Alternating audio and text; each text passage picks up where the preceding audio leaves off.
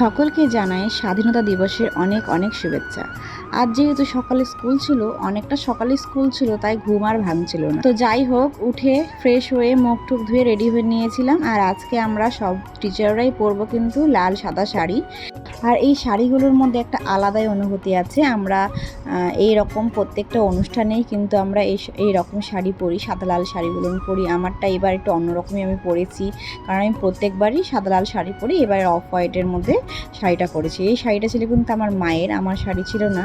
তো ঝটপট রেডি হয়ে চাটা খেয়ে বেরিয়ে পড়লাম। আর সকালে এত পরিমাণে রোদ উঠে, মানে কি বলবো, মনে হয় যে 10টা 11টা প্রায় বেজেই গেছে। তারপর আমি স্কুলের সামনে পৌঁছে গিয়ে কিছুক্ষণ দাঁড়িয়েছিলাম। এক এক করে সবাই চলে আসলো, সকল টিচাররা চলে আসলো। তারপর আমরা সবাই হাতে হাত লাগিয়ে প্রস্তুতি শুরু করলাম। তারপর আমরা জাতীয় সঙ্গীত গেয়ে আমাদের অনুষ্ঠান শুরু করলাম। সে অনুষ্ঠানে অনেকেই পার্টিসিপেট করেছে, তার সঙ্গে হয়েছে নাচ গান। আমাদের অনেক টিচাররা বক্তৃতা দিয়েছে আমাদের স্বাধীনতা দিবস উপলক্ষে। আমাদের প্রধান শিক্ষিকা পতাকা উত্তোলন করলেন। আমাদের বিদ্যালয়ে কিন্তু খুব ছোট্ট করে অনুষ্ঠানটি পালন করা হয়েছে এবং খুব সুন্দর হয়েছে। প্রত্যেকেই কিন্তু পার্টিসিপেট করেছে। আর বাচ্চারা যে নাচগুলো করেছিল ভীষণই সুন্দর করেছিল। আর এই বলতে বলতে আমাদের অনুষ্ঠানটা কিন্তু এখানে শেষ হলো। আর তারপর আমি একটু গিয়েছিলাম আমার ওই বাড়িতে, মানে বরের বাড়িতে গিয়েছিলাম। বাড়ি গিয়ে দেখি ঘরের অবস্থা ভীষণ পরিমাণের বাজে।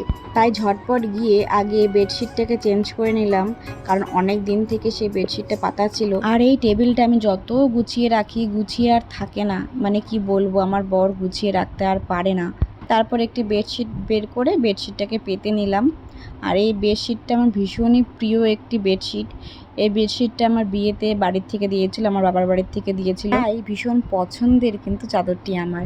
তারপর আমি ঘরটাকে ভালো করে ক্লিন করে নিয়েছিলাম, ঝাড়ু দিয়ে মুছে ক্লিন করে নিয়েছিলাম। আর শাশুড়ি যেহেতু নেই, তাই আমি সকালবেলায় গিয়ে আগে জল খাওয়াটা তৈরি করেছিলাম এবং দুপুরের খাবারটাও কিন্তু তৈরি করে আবার বাড়ি চলে এসেছিলাম।